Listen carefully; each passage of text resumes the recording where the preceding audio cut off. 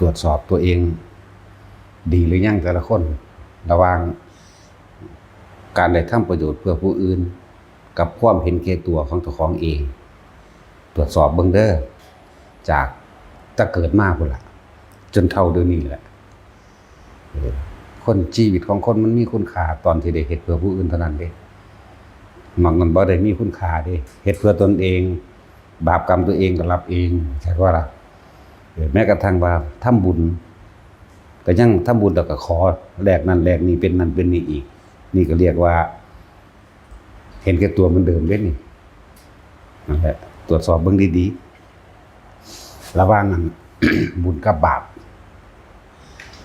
แต่ว่าบุญกับบาปบ่เข้าใจอีกต้องเว้าแบบว่าระหว่างการได้เสียสละเพื่อผู้อื่นโดยบ่ได้หวังสิ่งใดตอบแทนเลยแม้แต่คำขอบคุณกับระหว่างหาอยู่หากินเฮ็ดเฉพาะเจ้าของตนเอง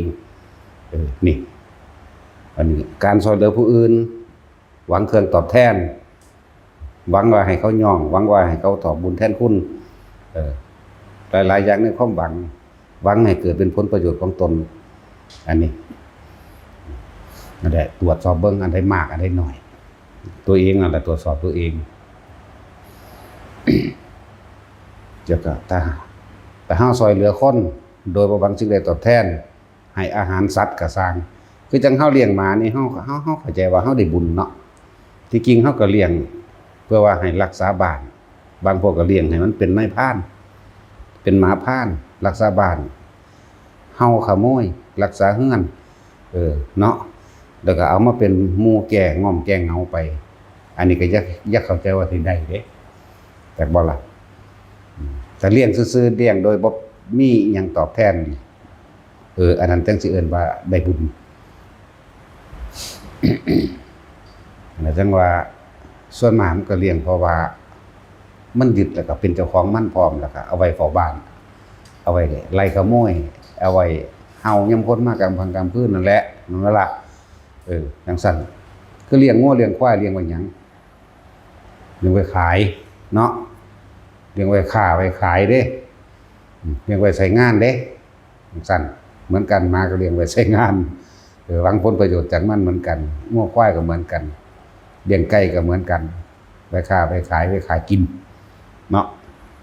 เลี้ยงซื่อๆนี่โดยบ่ได้หวังหยังมันมีบ่เอาอันนี้แหละจังเอิ้นว่า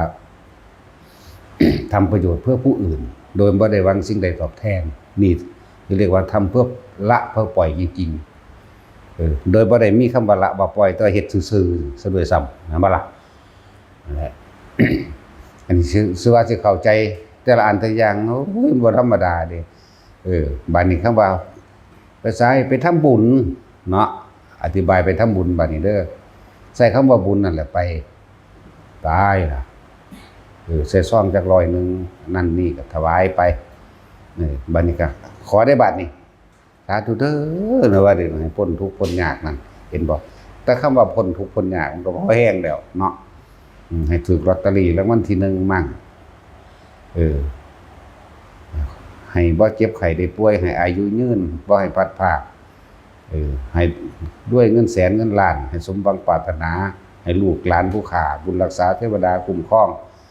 เกิดพบใดชาติใดก็อย่าให้พัดพรากจากกันยังมันยังไปเกิดล่ะ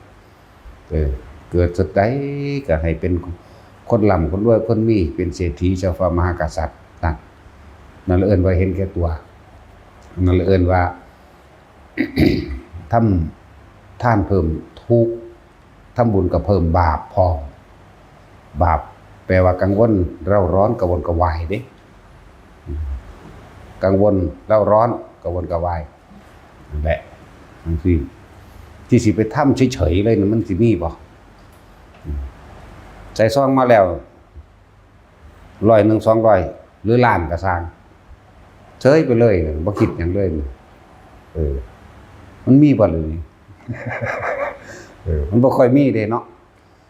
มีแต่ขอไปตะพึดตะพื้อไปแม้กระทั่งเวลาเป็นคดีความเจ้าของผิดแท้ๆก็ยังไปทำแนวจังซี่เพื่อให้เจ้าของชนะเด้เนาะแม่นว่าล่ะจังว่าทุกคนตรวจสอบเบิ่งเด้อ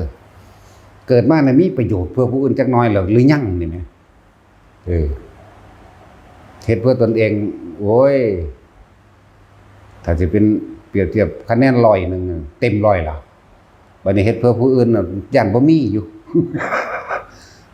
บ่มีทั้งบ่มีทั้งติดลบอีก ธรรมดาเด้สำรวจตัวเองเด้อที่เฮาได้ทำประโยชน์เพื่อผู้อื่นโดยบ่หวังสิได้ตอบแทนคือการเทศาสตร์พวกเศษอาหารทิ่มเข้าใจบ่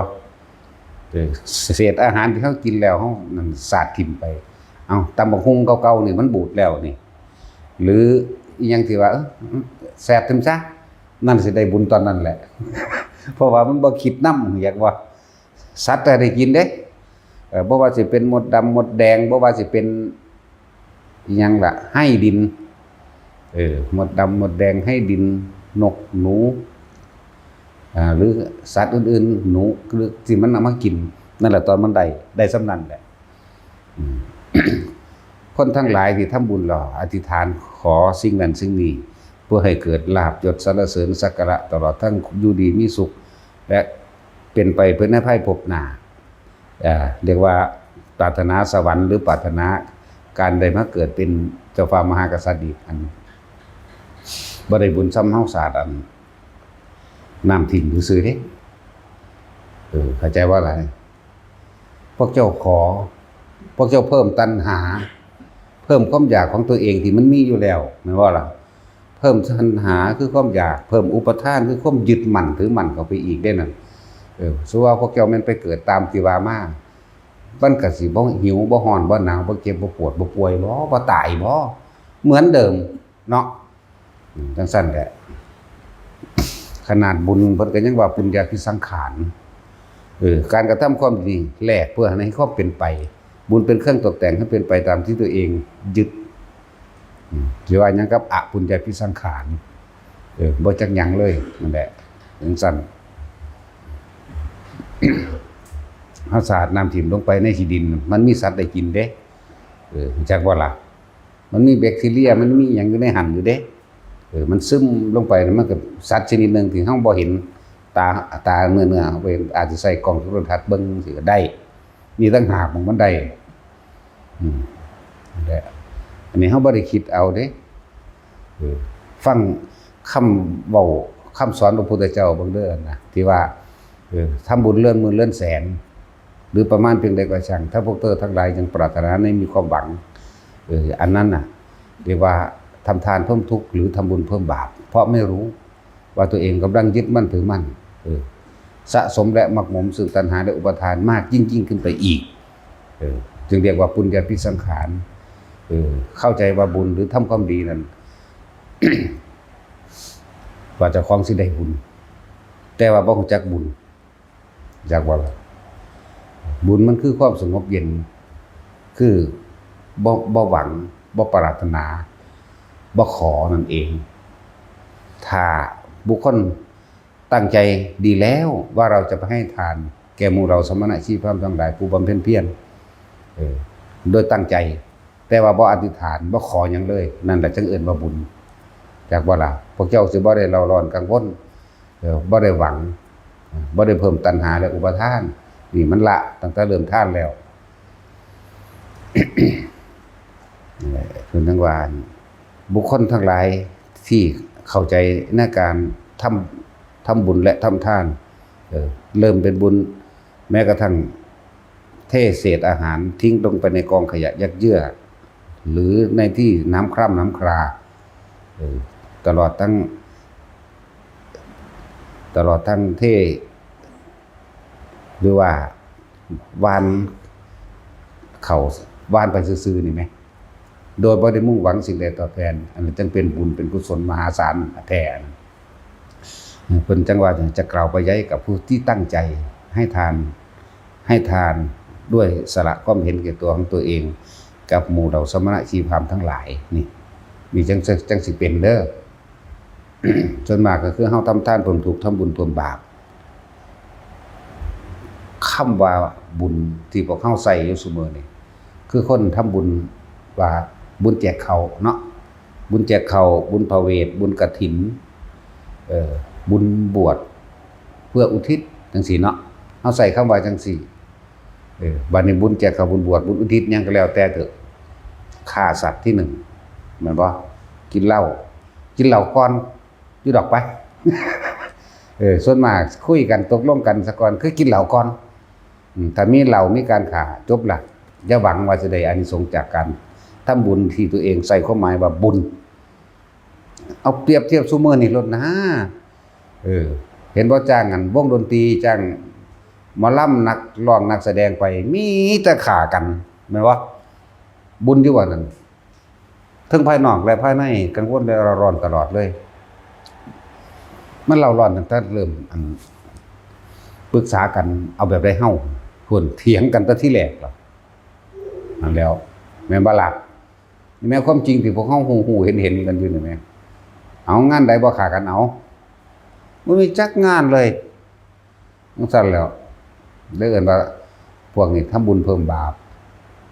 นั่นแหละแต่ว่าใส่คำว่าบุญแข็งสั้น ทุกบ้านเลยภาษาหยังแต่เด็กน้อยนักเรียนไปซ้อมดนตรีก็ยังตีกันได้เนาะ สิว่าอีหยังกับการไปร่วมกันจังซั่นโอ้มันหลายอย่างเลยแต่เฮาสิเทียบเรื่องแล้วก็การเข้าไปจัดมหรสพพวกนั้นลื่นเริงบันเทิงในสถานที่อันเป็นวัดว่าอารามนี่คิดว่าสิได้อยู่บ่ได้จักเม็ดนึงแถมซ้ำไปทำลายข้อวัดปฏิบัติในหมู่สงฆ์พร้อมเด้นั่นแหละถ้าสิว่าเรื่องเกี่ยวเนื่องได้เกี่ยวของสงฆ์นั่นก็บ่รู้จักหยังก็ให้เขาเฮ็ดแม่นบ่ล่ะก็ให้เขาเฮ็ดเด้นั่นน่ะนั่นแหละจังว่ามันเลยการที่อธิบายหยังไปพอแห้งแล้วเดี๋ยวนี้เพราะว่าหมู่ภิกษุสงฆ์เหล่านั้นก็บ่ฝึกหัดตัวเองบ่ศึกษาในข้อธรรมข้อวินัยเนาะบ่ศึกษาพระวินัยบ่ศึกษาธรรมบ่ปฏิบัติตนพร้อมเฮ็ดไปนำใดก็เฮ็ดไปนำกันไปเลยเฮ็ดไปตามประเพณีที่ทำตามสืบต่อกันมาเด้เนาะในจังซั่นเด้ เฮ็ดตามประเพณีสืบต่อกันมาลักษณะนั้นที่ว่าสิได้อยู่บ่นั่นแล้วสำนั้นนี่แหละที่เพิ่นว่าเป็นหยังคือเป็นหนี้สงฆ์มั่งก็เอาสถานที่นี่ไปเป็นที่จัดงานหรือเรื่องบันเทิงบางหม่องก็เป็นที่จอดรถเอาเงินพร้อม เป็นร้านจอดรถเป็นหม่องทำธุรกิจไปล่ะเห็นบ่นั่นเป็นร้านจอดรถเสียเงินเป็นหม่องค้าขายปิ้งไก่ขนมนมเนยเสื้อผ้าหน้าแพรเครื่องใช้ไฟฟ้าทุกชนิดเยอะขายรถขายทุกอย่างนั่นล่ะแม่นบ่ล่ะผิดเบิดแล้วเด้นั่นน่ะแล้ว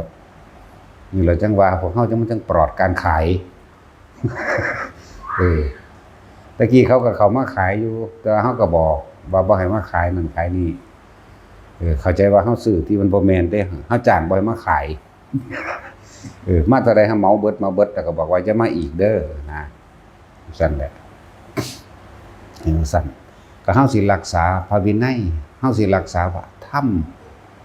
เฮารักษาทั้งพระวินัยทั้งธรรมะร่วมกันเขาก็ว่าเฮาอีกอย่างหนึ่งเพราะว่าหยังความเคยชินของเขาเนาะไปวัดใดที่บ่มีการปฏิบัติที่บ่ถึงธรรมเนาะวัดใดที่บ่ถึงธรรมนั่นน่ะมันสิเป็นปกติเขาไปขายไอติมเขาไปขายนั่นเอกอักอยู่นอกแม่นบ่ล่ะแม้กระทั่งเขาไปขายหวยอยู่นี่ก็เคยมีเด้เขามาเคาะประตูเฮาเติ้งอาจารย์เอารางวัลที่1มาให้มึงดูนั่นจังซั่นแหละเขาชินหมู่ภิกษุสงฆ์ทั้งหลายเหล่านั้นบ่ปฏิบัติตัวให้เขาเห็นเป็นตัวอย่างเฮาก็เปิดประตูออกมาแล้วถ้ามึงฮู้ปานนั้นมึงคือบ่ซื้อเอาเองมาขายแม่มึงหยังผู้ใดให้มึงเข้ามาเฮ็ดแบบนี้โดนแล้วจังซั่นแล้วก็ว่าเฮาบ่ดีล่ะจังซั่นตัวแต่ว่าเว้าดีก็คือซื้อน้ำมันเนาะ จังซั่นแล้วนี่คือความเคยชินของที่เห็นทั่วไปโดย 99% นะยังเปอร์เซ็นต์นึงอยู่ที่มีหม่องเพิ่นดีอยู่ก็มีนะเอาวัดอื่นๆบัดนี้ขายเลขเต็มวัดเก่งเลขนำกันนั่นแหละพวกบวชเข้าไปแล้วเป็นได้ฝันดีบ่มื้อนี้ ซื้อน้ำกันซื้อติดกันติดเส้นเลขน่ะอายะเยอะคนก็บ่ตายไปสวดเอาซ่อนกันเถื่อ จังซี่ก็มีเด้บัดนี้เขามากระท่วงกันเดี๋ยวก่อนนั่นก่อนอันนี้ก่อนเอาไปพีดกันตีกันก็ไม่กล้าขายเลขก็มีธรรมดาบ่อะไรคือมันเขาเห็นเป็นลักษณะเป็นปกติแล้วเขาบ่เคยเห็นแนวนี้เนี่ยคือเฮาเฮ็ดอยู่นี่บ่เคยเห็น เฮาว่าเฮาพยายามรักษาความเดิมของเก่าไว้นะมันก็เลยเป็นเรื่องที่ผิดแปลกแหวกแนวในที่เขาเฮ็ดมาแม่นบ่ล่ะนั่นแล้วจังซั่นแล้วถ้าบ่มีข้อวัดปฏิบัติบ่มีพระวินัยมรรคผลนิพพานสิมาไสถ้าพระวินัยบ่ตั้งอยู่ในบุคคลผู้ฝึกหัดปฏิบัติตนเองมรรคผลนิพพานก็จะหวังว่ามันสิมีถ้าหมู่ภิกษุสงฆ์ทั้งหลายบวชเข้ามาแล้วพึงรักษาพระวินัยพระวินัยเป็นเครื่องรักษานักบวชเมื่อนักบวชรักษาพระได้ก็พึงหวังใดซึ่งมรรคผลนิพพานนั่นเองเห็นบ่ล่ะตราบใดที่มรรคมีองค์8ตลอดทั้งพระวินัยตั้งอยู่กับหมู่เราภิกษุตราบนั้นยังมีโสดาสกิทานาคาอรหันต์พร้อมมีแต่เขาบ่ปากจากว่าล่ะสถานที่ใดๆบ่มีองค์การปฏิบัติมันจะมีมาตรฐานใดแต่ละมื้อแต่ละเว้นยุ่งยากแต่ละซุมื้อนี้หังเลขหลายเนาะจักเลขแมงอีหยังหลายคักกระดอ เรื่องสั้นเด้เขาเดี๋ยวก็ขายติมเอกอักเข้ามาก็เดี๋ยวก้องแรงเหมือนบ่ล่ะเล่นปลายหัวปลายน้ำนั่นแหละถึงสั้นเขาชินแนวนั้นก็มันสิก็เฮาสิเป็นพวกแปลกๆเห็นบ่ล่ะเขาชินแนวนั้นบ่มีฝึกหัดปฏิบัติเพิ่นบ่ได้เลือกเด้กับว่าธรรมยุทธ์หรือมหานิกายคือกันเบิดแล้วนะยังอยู่เปอร์เซ็นต์นึง 99% นั่งเปอร์เซ็นต์นึงหรือสิครึ่งเปอร์เซ็นต์บุนั่นซั่นแหละนั่นแหละเป็นจังว่าแต่ละคนมันยากอยู่เด้ที่สิมาหาผู้อธิบายแบบนี้คือมันต้องฝืนคือหยังเด้ฝืนกิเลสเจ้าของนำฝืนกิเลสคนอื่นนำแต่ถ้าผู้บ่มีกิเลสแล้วมันบ่ฝืนดอกมันบ่เพ่งปังบ่หลดบ่ได้เงิดบ่ได้งอหยังโลดวันนี้พวกต่อต้านก็ว่ายังอาศัยข้าวชาวบ้านเขาแดกมึงจะต้องอย่างนั้นเลยโอ้โหกูแดกของเทวดากันยังไดก็จังซั่นแล้วเฮาอยากยิงอยู่ได้เฮาก็เลยเนาะบ่ได้เงิดได้โลดแล้ว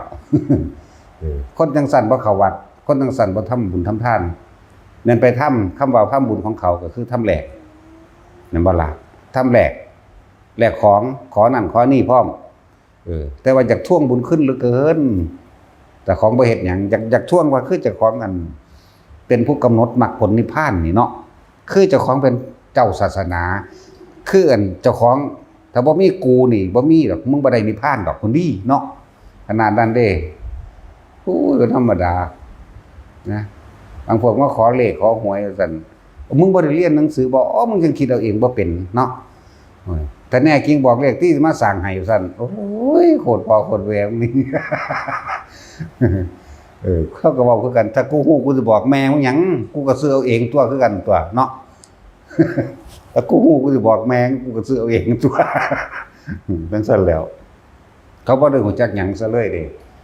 ว่าหยังหมู่ภิกษุสงฆ์ทั้งหลายที่บวชเข้าไปแล้วก็พาเขาซื้อหวยซื้อเบอร์แหม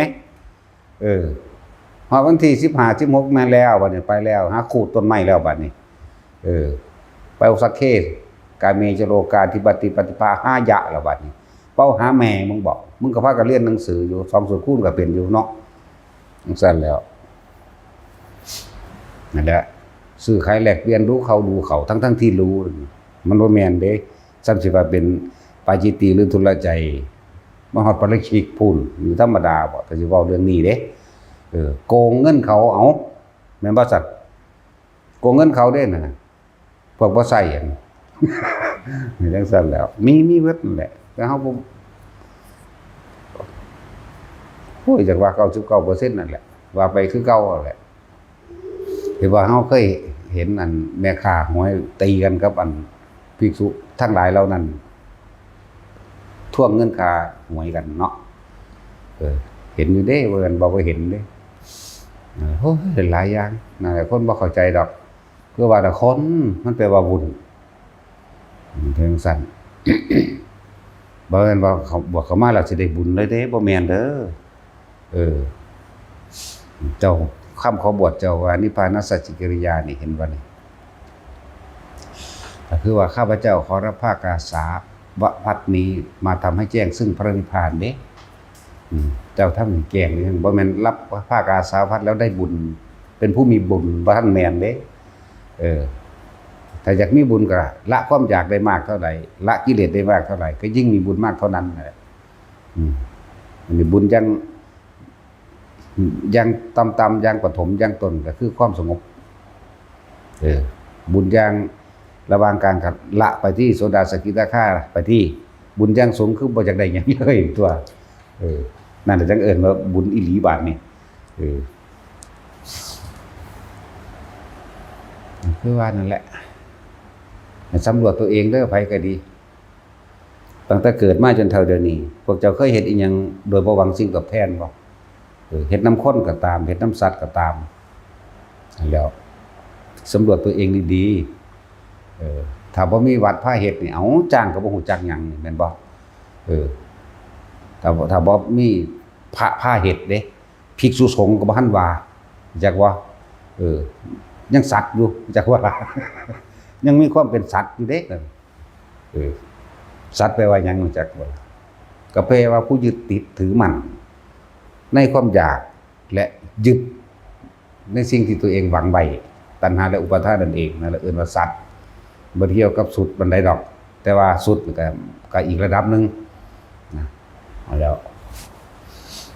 ทุกคนสำรวจตัวเองเด้อ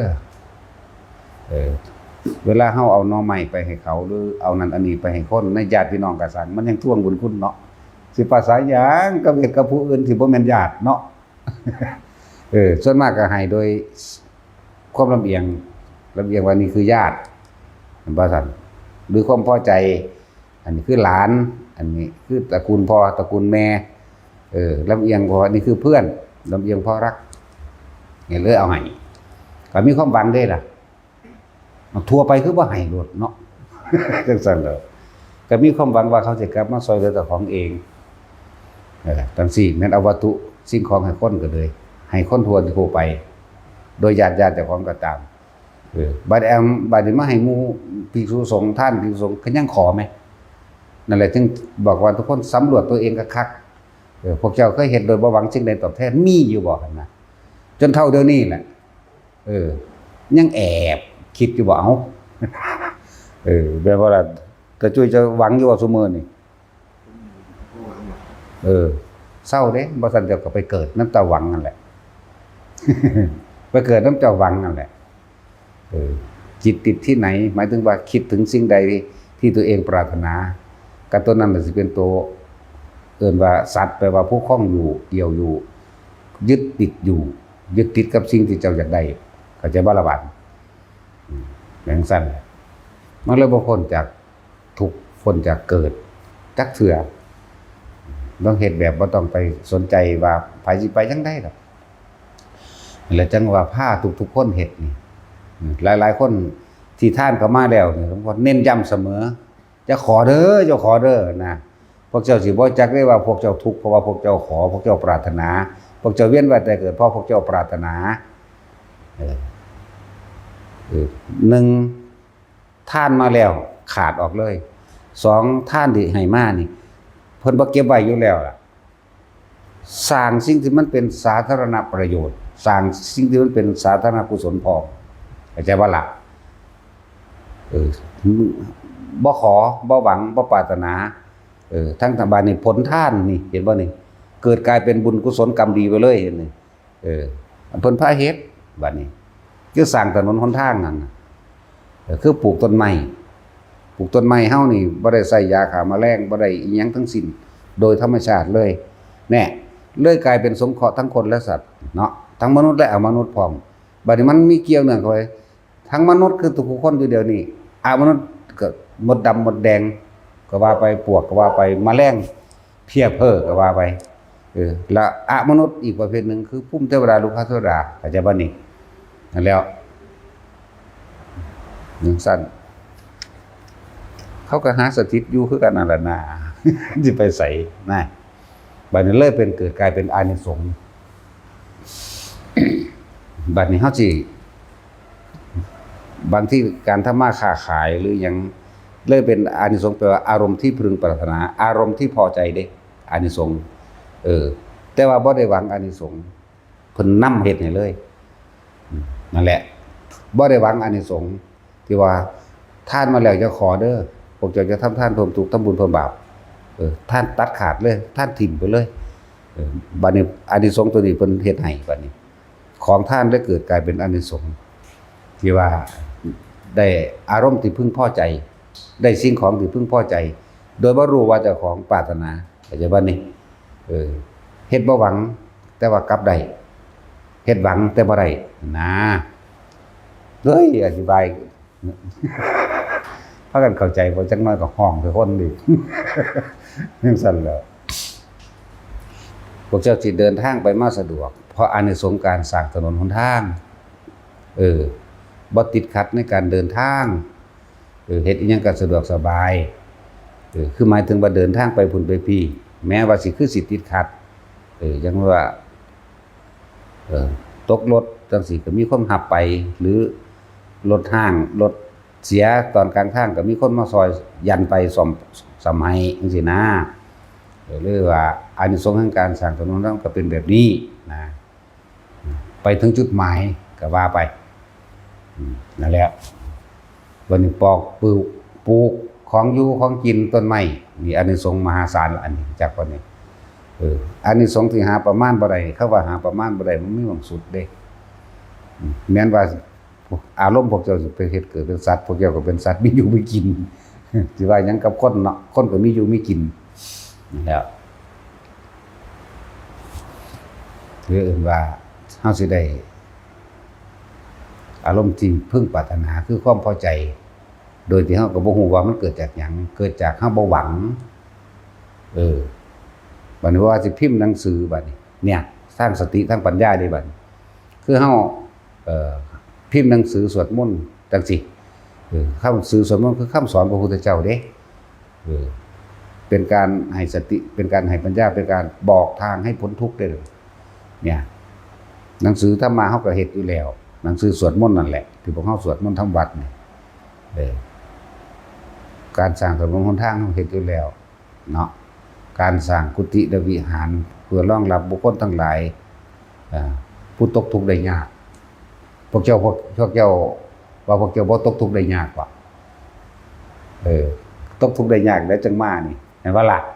แต่บ่เห็นทุกข์มันก็บ่แล่นหาธรรมเด้แม่นบ่สังสรรค์ตัวเห็นทุกข์จึงแล่นหาธรรมเพื่อหาทางสิออกจากทุกข์นั่นเองก็เลยต้องมีสถานที่รองรับเรียกว่าวิหารทานก็ว่านั่นแหละ พวกเจ้าก็เป็นคนที่มีอยู่ที่อยู่อาศัยได้มาโดยง่ายโดยสะดวกโดยบ่ได้ขับแค้นเครื่องหยังละนี่ได้เอิ้นว่าอานิสงส์แต่เฮาบ่ค่อยเว้าเรื่องอานิสงส์สิได้นั่นสิได้นี่มันแบบเว้ารวมใหญ่ไปโลดเว้าแบบนี้โลดคนที่สร้างวิหารทานจังซี่แต่ว่าบ่ได้หวังผลในทานก็จะได้ง่ายๆมีขี้ดินขี้ดอนอยู่มีบ้านหลายหลังมีนั่นมีนี่เหลือเฟือจนบ่อยากได้แต่กลับได้เพียงซั่นสิไปมาทั้งนั้นทั้งนี้สะดวกจังซี่มีคนมาอุดหนุนจุนเจือหรือได้รถได้เรือมาโดยง่ายจังซี่เดินทางไปหันไปนี่ก็บ่ขัดข้องนี่คือการสร้างถนนหนทางแบบนี้ที่อยู่อาศัยก็คือวิหารหรือธรณีสงฆ์นี่เองอย่างสั้นไปในการเกี่ยวกับยารักษาโรคต่างๆเฮาซอยเหลือคนเจ็บไข้ได้ป่วยเด้คนป่วยติดเตียงหรือหลายๆอย่างละเยอะแยะพวกคือเฮ็ดเบิดทุกอย่างเลยอะไรที่มันเป็นแบบสาธารณะเลยเฮ็ดเบิดคนบ่มีข้าวกินก็เอาไปให้จังซั่นแหละคนบ่มีข้าวกินหรือว่าถ้ามันมีขนมนมเนยอย่างหลายจังซี่เอาไปเป็นทานกับเด็กน้อยนักเรียนจังซี่หรือบริจาคให้สู่โรงเรียนเลยล่ะโรงเรียนขอนั่นขอนี่มาก็ให้ไปขอไฟสว่างก็ให้ไปนั่น ทางไฟสว่างบ่แม่นท่านไฟแล้วสิได้อันปัญญาดีเด้ พูดต้องหนังสือธรรมะหรือศึกษาธรรมะผู้ใดจังสิเอิ้นปัญญาดีเข้าใจว่าล่ะเฮาศึกษาดีแล้วเฮาเห็นคุณค่าลึกซึ้งโดยธรรมเข้าใจละเอียดแจ่มแจ้งจังได๋คนสิรู้ความรู้อันนี้เนาะก็ไปหาหนังสือแบบนี้แหละไปถามต่อเข้าใจว่านี่บ่แม่นว่าอยากมีปัญญากูสร้างพระไตรปิฎกกันเนาะคือไปซื้อมาเจ้าของก็บ่รู้ความหมายก็ได้แค่เจ้าก็ได้วัตถุจากว่าแต่ว่าเจ้าบ่ได้เนื้อในมันฟังดีๆเด้เจ้าบ่ได้เนื้อในมันเด้ว่ามันไปซื้อไปเอาซื้อนี่มาตู้นึงตึ๊บว่าเจ้าของมีปัญญาแล้วยังต่อของรู้แกงในหั่นซะก่อนจังเฮ็ดจังได๋มันสิแพร่กระจายไปนอนี่จังหากจังสิเป็นปัญญาแล้วเพิ่มเสริมเติมปัญญายิ่งๆจากว่าล่ะบ่ซั่นผู้ใดว่าแต่มีเงินก็ซื้อได้เบิดตัวก็เฮ็ดได้เบิดตัวเปรียบเทียบง่ายๆคือพระผู้เพิ่นไปฝึกหัดปฏิบัติตนเองมันในป่าในเขาออกมาแล้วรู้แจ้งเห็นจริงออกมาแล้วโอ้อันนี้ของจริงอันนี้ของปลอมอันนี้เป็นแบบนี้แบบนี้อยากให้คนพ้นทุกข์จริงๆตามที่ตัวเองไปรู้ไปเห็นมาเห็นบ่ซั่นเพิ่นก็เที่ยวเฝ้าสั่งสอนแสดงบอกแนะแนวทางให้แบบนี้แหละเข้าใจบ่ล่ะนี่มันจังเสริมตื้มไปกันนั่นแหละก็ยังว่าปัญญามันเอาให้กันบ่ได้เจ้าของต้องฝึกฝนโดยตนเองเมื่อใดปัญญาแล้วสติปัญญาแล้วเฮ็ดจังได๋ผู้อื่นสิได้น้อก็จังมาเป็นครูผู้ฝึกให้สอนให้บ่แม่นว่าคนบ่รู้หนังสือมันก็ซื้อได้ถ้ามันมีเงินเนาะซื้อมาเลยพระไตรปิฎกสุดนั้นสุดนี้เอาไปถวายกูได้ปัญญาแล้วบ่แม่นเดือดร้อนเฮาต้องมีทางเฮาต้องรู้จักบ่แม่นฟังสืบต่อกันมาว่าโอ้ยภาษาลีบุตรเพิ่นสร้างพระไตรปิฎกเด้เพิ่นจังมีปัญญาแม่นบ่สังสรรค์เด้มันบ่แม่นเด้เพิ่นรู้ลึกซึ้งเฮ็ดจังได๋สิเป็นประโยชน์ต่อไปนอนี่เพิ่นก็รู้เนื้อในหนังสือนั่นพร้อมเพิ่นจังสร้างแม่นบ่บ่แม่นตั้งสร้างก็ดีอยู่อย่างนึงพวกเจ้าได้วัตถุซื่อได้วัตถุพวกเจ้าบ่อึดหนังสือแต่ว่าพวกเจ้าบ่รู้ความในหนังสือจังซั่นแหละหลายคนเป็นแนวนั้นเดี๋ยวนี้เนาะหนังสือสวดมนต์พระหงส์มหากาหนังสือเมตตาใหญ่หลวงปู่จรัญเพิ่นเฮ็ดเนาะเพิ่นรู้เนื้อในมันแห้งพอแห้งก็ได้เพิ่นจังอยากให้คนรู้แจกไปเนาะแต่บางคนบัดนี้เพิ่นเขาว่าห่วยผู้มีเงินเท่านั้นสั่งเอาหน้าแล้วก็ไปถวายวัดนั้นเจ้าของก็ยังทองบ่ได้เจ้าของก็ยังบ่ฮู้จักหยังเนาะเขาเจ้าก็ได้หนังสือนั่นแหละพวกเจ้าก็ได้แต่ว่าพวกเจ้าบ่ได้เนื้อในบ่ได้ใจแต่บ่ได้ใจตนเพราะพวกเจ้าบ่ฝึกหัดบ่ศึกษานั่นเองจังแต่อยากตายที่ก็ท่านทั้งพากันอันถวายหลอดไฟตัวบัดนี้ให้ความสว่างทั้งหลอดไฟก็เนาะมันก็ตาทิพย์ตัวแต่อยากได้ปัญญาดีก็ต้องศึกษาพระธรรมละเอียดแจ่มแจ้งดีแล้วแม้นสิละบ่ได้ก็สร้างแต่ว่าเป็นผู้บอกทางใดเข้าใจว่าล่ะเหมือนกันกับพระอานนท์เพิ่นก็มีลูกศิษย์เป็นพระอรหันต์หลายเด้ล่ะเนาะเพิ่นก็บ่ได้เป็นอรหันต์เพิ่นสอนได้โอ้ยหลายคนดอกจังอันหลวงพ่ออีหยังที่เขาเจ้าว่าเถรไปลานเปล่าลูกศิษย์เป็นอรหันต์ก็หลายเน้นก็เป็นอรหันต์ลูกศิษย์เพิ่นเด้ล่ะแต่ตัวเองละพันได้จักว่าล่ะมันนั่นก็มีเด้นั่นแหละเหมือนกันกับพวกเจ้าได้ท่านหนังสือแต่ว่าพวกเจ้าบ่ได้เนื้อในหนังสือนะจังซั่น ก็เลยอยากในตำราว่าเอาประทีปจุดตะเกียงหรือท่านแสงสว่างก็ได้ตาทิพย์อาจจะแม่นนะแต่ถ้าได้ปัญญาก็พวกเจ้าต้องศึกษาเนื้อในมันซะก่อนเด้บ่แม่นซื้อหนังสือไปเลยเหมือนกับพวกเจ้าบ่อึดหนังสือนั่นแหละแต่บ่เรียนหนังสือนะ บ่เป็นตะงงเนาะความจริงเป็นจังซี่อีหลีเด้อความจริงมันนั่นน่ะผู้พ้นรู้แจ้งแตกฉานออกมาดีแล้วบอกทางใดแต่กูละบ่ทันใดโอ้เฮ็ดจังได๋สิมีประโยชน์นะ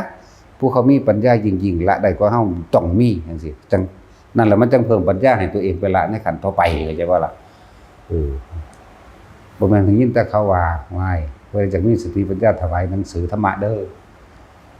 หลายโพดแนวหมดนี่มนต์พิธีมาเป็นปึกแต่สวดได้จักบทบ่พูดได้หั่นแปลได้ซะบ่พูดได้หั่นเนาะนั่นแหละ สำรวจตัวเองเด้อระวังบุญกับบาปได้มันมากกว่ากันเอาบ่รู้จักบุญกับบาปหรอกต้องระวังการทำประโยชน์เพื่อผู้อื่นโดยไม่หวังสิ่งใดตอบแทนกับการหากินเฉพาะตัวเองหรือ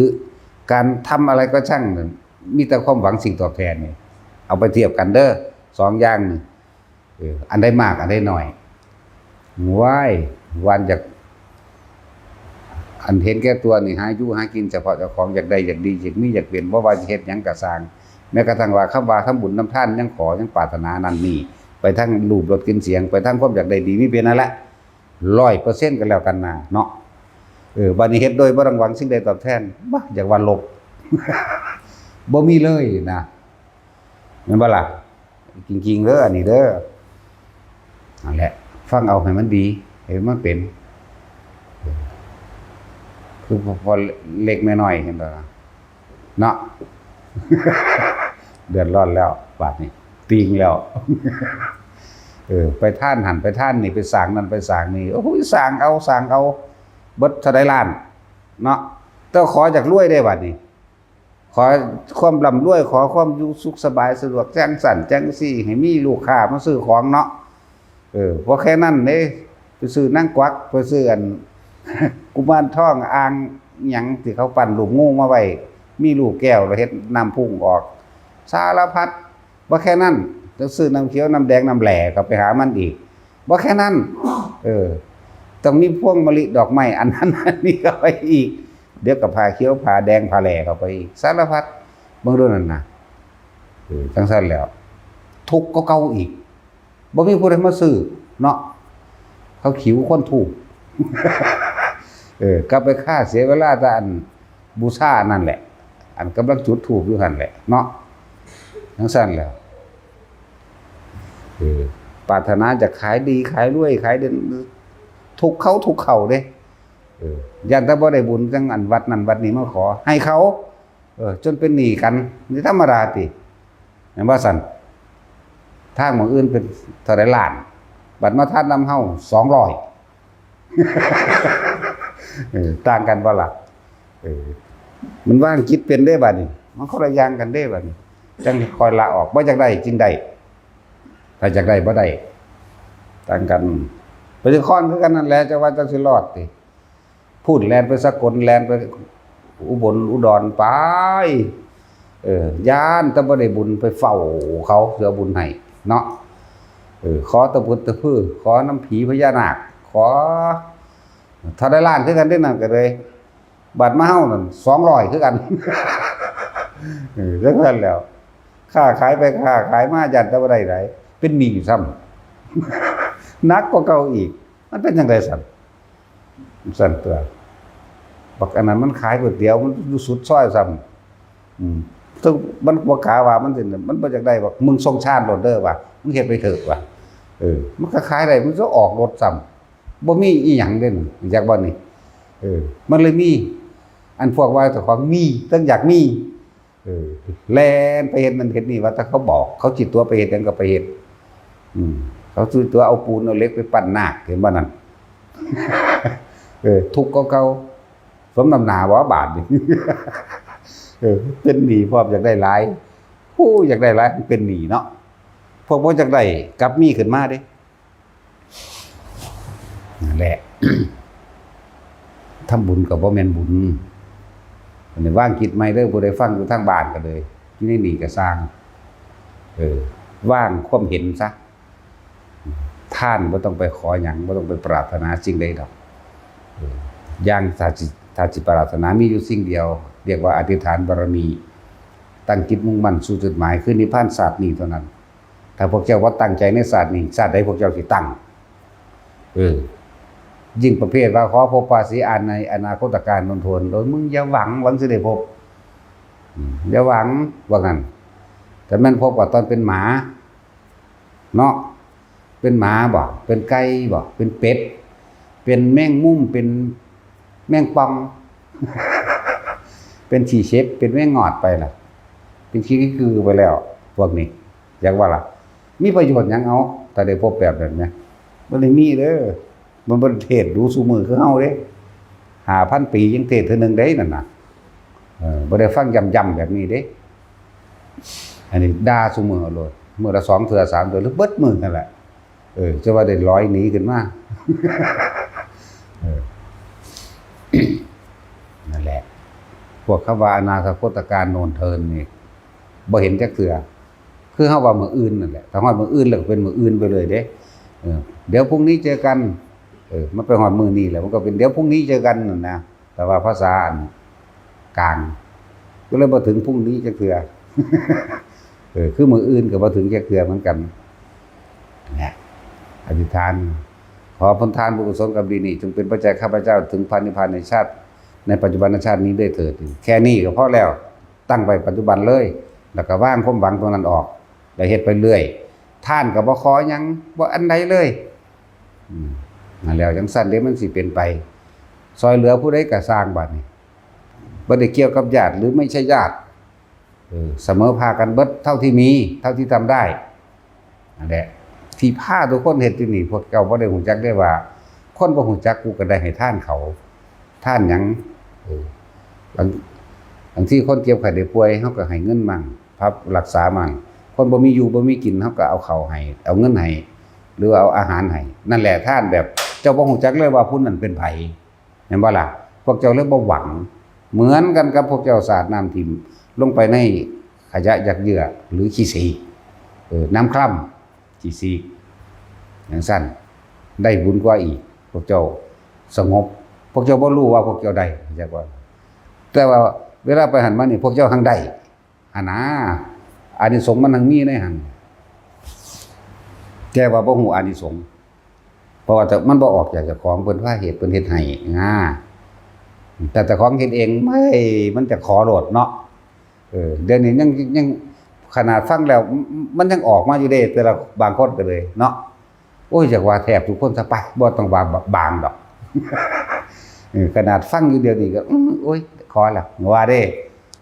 คือพอเล็กน้อยนั่นแหละเนาะขนาดนี้ยังขออยู่เด้ มันชินเห็นว่าหั่นเด้อยังคิดได้ที่หลังเด้อแล้วไปนะสั้นแล้วท่านก็สามารถถึงนิพพานได้เหมือนกันท่านโดยบ่หวังผลในท่านบ่มีจิตผลในท่านบ่มุ่งการสังสมในความอยากได้อยากดีอยากมีอยากเป็นจากมันสละจาคะออกแล้วก็บ่ต้องไปกำหนดกฎเกณฑ์ว่าให้เพิ่นใส่กายหยังอีก พวกซอยหลวงพ่อค่าน้ำค่าไฟก่อนจังซี่แหมโอ้ยยังมากำหนดอยู่มันก็บ่ขาดคือเก่าตัวนั้นน่ะจังซั่นก็ท่านไปเลยบ่ต้องไปหวังผลในท่านบ่มีจิตพันธุ์ผลในท่านบ่มุ่งการสังสมในความอยากได้อยากเป็นใดๆทั้งสิ้นนี่มันขาดออกแล้วเฮ็ดดูเข้ามันก็เกิดความชินจิตก็บ่มีหม่องตั้งคือบ่ไปคิดถึงแนวอยากได้อยากดีอยากมีอยากเป็นจักพอมันบ่ไปคิดถึงว่าอยากได้บ้านหลังใหญ่อยากรวยอยากมีรถอยากยศถาบรรดาศักดิ์อยากมีอำนาจมันขาดออกเรื่อยๆบัดนี้ยิ่งเข้ามาประกอบกับการฟังธรรมนี่ฟังธรรมเฮาก็เข้าใจวิธีวางจิตเป็นแล้วแถมสมันยังมาภาวนาอีกทรงฌานเป็นอีกมันสิไปไสวะนะเขาว่ามันสิไปไสหมายถึงนิพพานเด้นี่บ่แม่นนั่นเด้นั่นแล้วมันสิไปไส พวกนี้ท่านขาดตลอดความคิดของเฮาบ่ไปตั้งความหวังไว้ว่าได้นั่นเป็นนี่จักบ่คือว่าเฮาตายบ่คิดถึงหยังก็สร้างอย่างต่ำๆความทางวางคิดเป็นกลางจังคำว่ากลางคือบ่คิดถึงความใดความดีความมีความเป็นคือมันเป็นกลางมันเป็นอุเบกขาได้บ้างตอน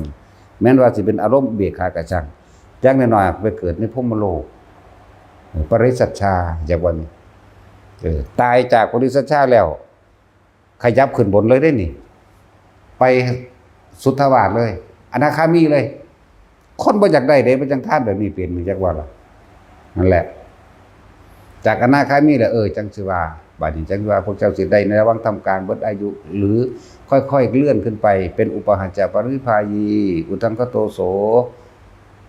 สมชีวิตาจังซี่ว่าไปบ่จักหยังดอกว่าจักสิเว้าเฮ็ดหยังแน่สิเนาะอยู่ในหนังสือนี่พากันท่องแปลเนี่ยพากันแปลเบิ่งอยู่บ่พวกอนาคามี5สั้น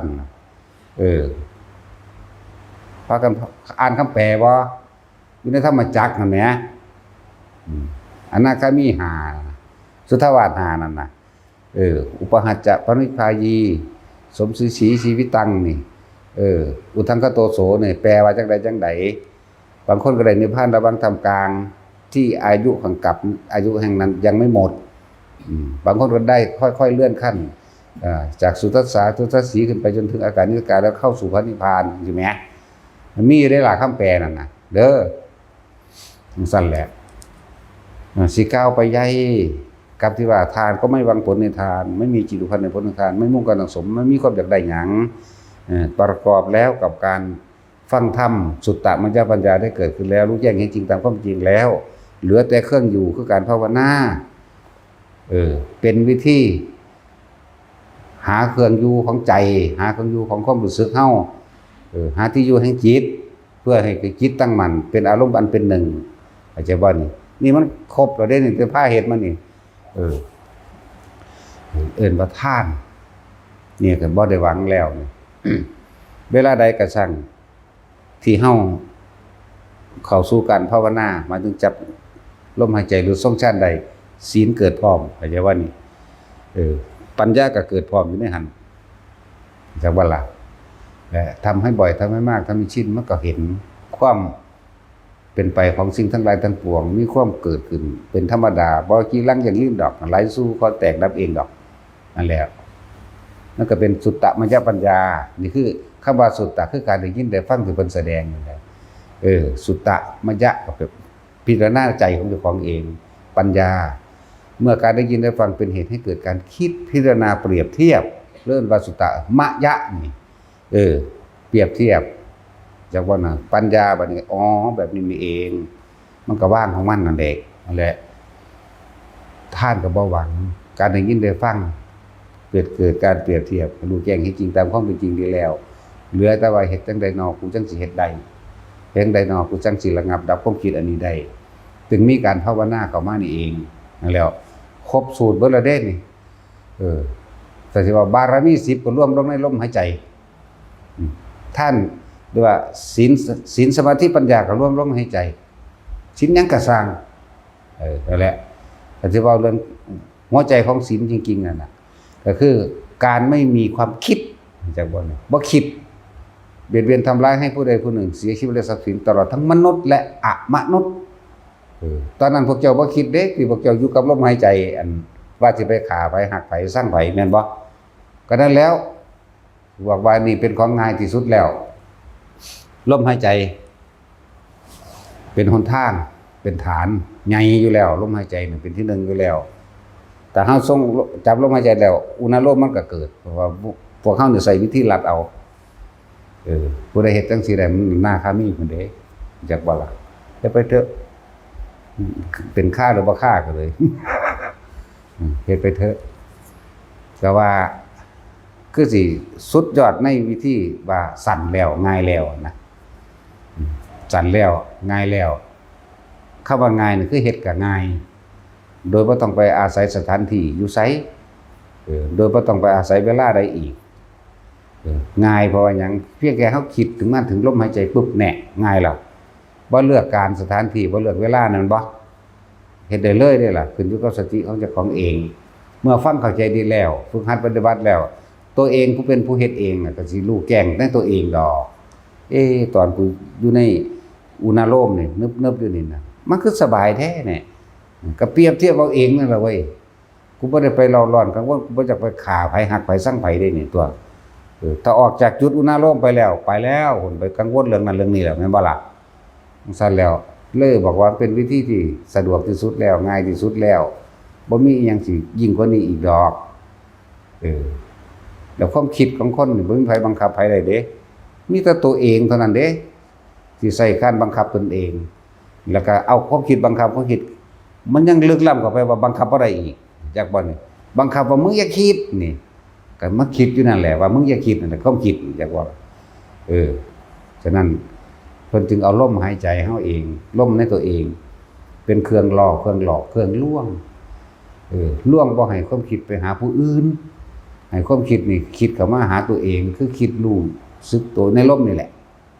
นั่นแหละความคิดระงับความคิดบ่ได้ไม่ใช่ว่าล่ะแต่ว่าก็ต้องอาศัยความคิดก็คิดถึงลมนี่เด้ลมเนียนเขาเนียนเขามันก็ลืมเรื่องเล่าต่างๆเก่าๆของตัวมันก็ลืมเรื่องเล่าเก่าๆมันก็บ่คิดหยังเอาไปมาก็คิดตั้งมั่นเกิดเป็นจุดอุณาโลมขึ้นมาหรืออาการปิตินี่แหละจุดอุณาโลมก็ดีขึ้นมาแล้ววิธีภาวนาของเขาก็เป็นวิธีที่มื่นตาเหมาะสมกับบัดทุกคนและอานาปานสติดีบ่ได้เลือกจริตนิสัยจักสิเว้าให้มันฟุ้งเฮ็ดหยังจริตหกมันบ่หาแต่ไปเลือกกรรมฐานอันใดที่ว่าต้องเหมาะสมกับอย่างนั้นบ่เอาลมโลดส่วนมากเขาเจ้าก็เอาลมหายใจนี่แหละมันปราบได้เบิดทุกอย่างนั่นแหละลมหายใจนั่นล่ะถ้าเกิดน้ำลมได้ใหญ่ขึ้นมากเลยเนาะลองมากินลมเบิ่งแม่เอาจัก10นาทีนี่นะเว้นไว้แต่พวกเขาชาติเด้พวกนั้นเขาบ่หายใจดอกพวกนั้นหายใจทีเดียวโดนๆจังหายใจอีกทีนึงเป็นเราเองดอกพวกนั้นจังสิเว้าไปหยังดอก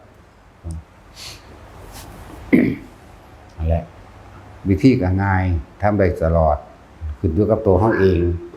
บ่มีผู้ใดบังคับความคิดไปได้แม้กระทั่งความคิดตัวเองก็ยังบังคับความคิดตัวเองบ่ได้เด้อมีแต่ใส่กุศโลบายล่วงให้มันคิดกับลมอาจจะว่าละบานมาแล้วเมื่ออยู่นี่แล้วการทรงฌานเจริญฌานเกิดจิตตั้งมั่นเป็นสมาธิเมื่อจิตตั้งมั่นเป็นสมาธิแล้วปัสสติมันผ่อนคลายโดยตัวของมันเองมันผ่อนคลายโดยตัวของมันเองเพราะว่าเฮาสร้างเหตุคือลมนี่เหตุคืออุณาโลมนี่เมื่อสร้างเหตุดีแล้วผลก็มาเองดอกจังซั่นอาจารย์ว่าให้แต่ละคนฝึกหัดตนเองเด้บ่มีผู้ใดเฮ็ดให้ไผได้เด้อแนวนี้เด้อแต่ของเฮ็ดเอาเองพวกกับเมียก็เฮ็ดให้กันบ่ได้ดอกลูกกับพ่อแม่ก็เฮ็ดให้กันบ่ได้ตัวเองเฮ็ดเองล้วน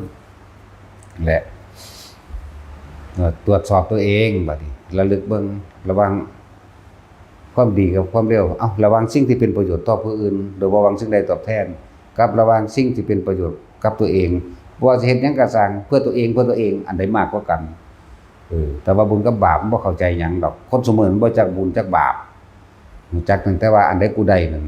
บุญกูบารมีกูเข้าใจว่าล่ะคนรวยๆคนมีเงินคนมีอำนาจเขาว่าบารมีโดดเด้บารมีพ่อบารมีแม่บ่แนวนั้นน่ะจักว่าล่ะแนวฆ่าเจ้าของเด่นใช้อำนาจไปในทางที่ผิดนะเวลาตกอับมันหนักกว่าหมู่ซั่นเด้นั่นน่ะสดใส่เขาเท่าใดนั่นแหละจะคิดว่ามีอำนาจจุธรรมบรศักดิ์สิเอิ้นบารมีเด้บ่แม่นเด้อบารมีแปลว่ากำลังใจที่สละเพื่อผู้อื่นได้เด้จังสิเป็นไปได้บารมีคือการเสียสละออกมันใส่ทรัพย์ผิดคือเฮาทำบุญนั่นแหละแต่ว่าทำบุญ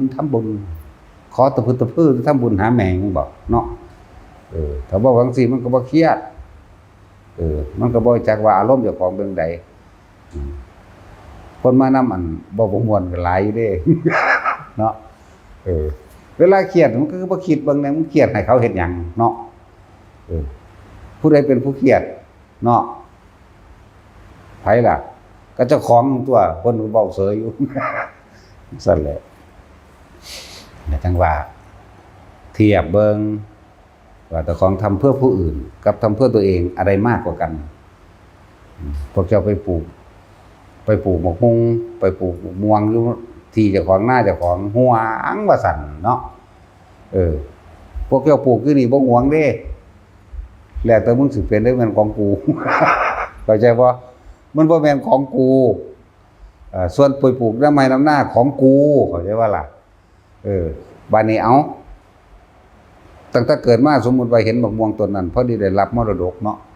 มะม่วงต้นนั้นก็จักไผปลูกล่ะไม่เห็นเลยก็ยังของกูด้วยนั่น แต่ของบ่ได้ปลูกก็ดีเนาะแม่นบ่ล่ะหน่อไม้เต็มอยู่จังซี่หน่อไม้กูโลดเด้จักไผปลูกจังซั่นแล้วมันสิตายนำของกูนั่นแหละเที่ยวเกิดเที่ยวตายอยู่จักบ่ล่ะลองบ่มีของกูจักอันจักอย่างดูมันจะเอาหยังมาเกิดเดี๋ยวนี้นั่นแหละเฮ็ดอีหยังก็ของกูเฮ็ดอีหยังก็ของกูแต่เฮ็ดอยู่วัดบ่ของกูเด้บักจกงามๆก็เอาทิ่มได้ บัดนี้ถ้าของกูบักจกเหียนๆโอ้แท้งอยู่ว่าซั่นไปซูนหินก็ได้โอ๊ยเอามาเบิ่งโลดฝนโลดเนาะลองของวัดเบิ่งดูบัด ของวัดกับของหลวงเด้อบ่ได้สนใจเครื่องตัดหญ้าปา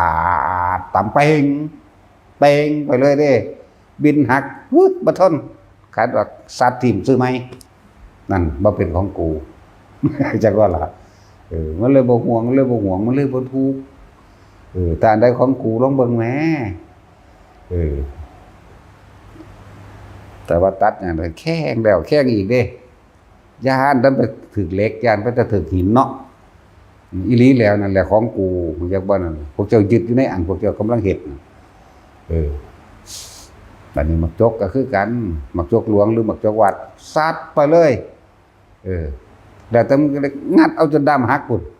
แม่นบ่ล่ะงัดเอาจนมันบินพุ่นอีหลีนี่แล้วก็บ่แม่นของกูมันเลยบ่หวงมันเลยบ่แบกมันเลยบ่ผูกแต่ได้ของกูแล้วโอ้ยมักจกเพิ่นก็เหียนกับเจยแล้วอยากว่า มันเจยแล้วด้ามก็ขี้ลายจังแพงขนาดนั้นแต่ของเพิ่นที่มันบ่แม่นที่เนาะอีหลีนี่แหละมีดก็ทิ่มสระน้ำปลาพุ่นซื้อมาใหม่ๆนั่นแหละก็มันบ่เป็นของกูมันเลยลืมแต่ของกูบ่ลืมก็แล้วกันขาดปานใดหรือห่างมาได้ก็นำหาอยู่ว่าซั่นสมมุติว่าเขายืมไปแต่ของฟันบินบานไว้ตามเลยเขาไปฟันเครื่องใหม่จัดขาดมาอันนั้นขอเอามาคืนเด้อเอาวางไว้หั่นเอาไว้หั่นละเนาะดึงมาเบิ่งแม่เอ้ยบินเบิดของกูนั่นแล้วล่ะเฮ้ยหูนั้นกูว่าให้แมงยืมอีกหรอกว่าเด้ตั้งแต่ของฟันบินบานไว้แล้วเด้นั่นแปลงสั้นอีหลีแน่นอน1,000,000%อยู่แล้วอีหลีอยู่แล้วเป็นจังซี่บ่แม่นเด้อแต่ของเพิ่นเนี่ยเฮ้ยหวงแพงว่าซั่นสมน้ำหน้าแต่ว่ามันเกิดตายอยู่นี่แหละเนาะแต่อันใดบ่แม่นของกูมันบ่ห่วงเด้แต่เขาถามจักแล้วบ่ได้เอาไปได้หลักบ่แม่นผู้นั้นบ่ผู้นี้บ่คุณโยนความผิดไปล่ะถ้าของกูเบิ่งดูมึงแล้วเอาไปแล้วย่ำกันว่าซั่นจนผิดกันฆ่ากันนำของกูนั่นแหละบ่ซั่นที่ว่าบ่พวกนี้ฝากชีวิตไว้นำมันจกห่างๆบานๆบินๆแหละมันจกพอบางคนก็ตายบ่หวงบักฮงพ่อตายเพราะหวงบักม่วงกระดันเนาะหวงหน่อไม้จังซี่ก็มีเด้นี่แหละอันใดของกูเอาทางลองเบิ่งแม่มันบ่ถูกโลดเนาะอันใดแต่บ่เป็นของกูบ่ถูกเด้แม่นบ่ล่ะอยู่ไดว่าบ่แม่นเอาสมาทานตื่นแต่นอนบ่เนาะบัดนี้เนาะ